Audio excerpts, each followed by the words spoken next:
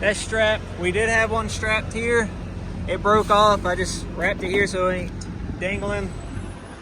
Let's check our, that's cool. That's cool. All of our straps are tight. I kind of already did like a pre-inspection and we're looking good. We thought this is express fuel here, but we're on the road. I can't go over 60 with the truck. You see that's our ride height.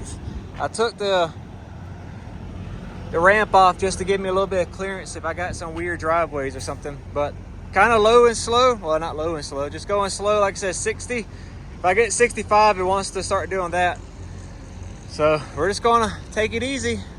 So the first incident's really just the other side of the strap.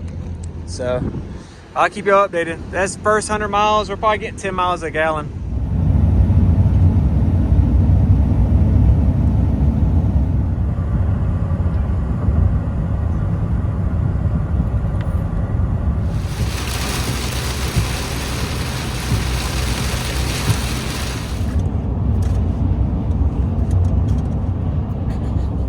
Morning, everybody. It's like 5 o'clock in the morning. We're in Alabama.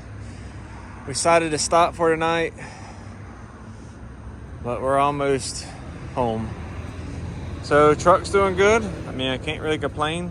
This was, I think I updated you already, but this was the only strap that did something weird. Trucks definitely, you can tell the springs were getting loaded. But let's take a little walk around. Ain't nothing really to see on this side.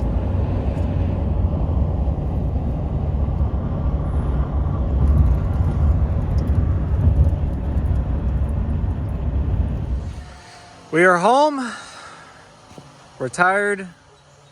It took about 6 to 8 hours. I haven't looked at my Google timeline to see how bad it was, but definitely took a lot longer. I had to take the front end off, which I hated that grill anyway, or that bumper guard. But it was unloaded, it was a pain in the butt. There's all types of rigged up stuff, which has a support, but there's welds and it's trash. Anyways, I'll, in another video, go through and give y'all a rundown of what's going on with the truck, and we'll go through it together. But I'm gonna end off this. We made it, and I have some stories to tell.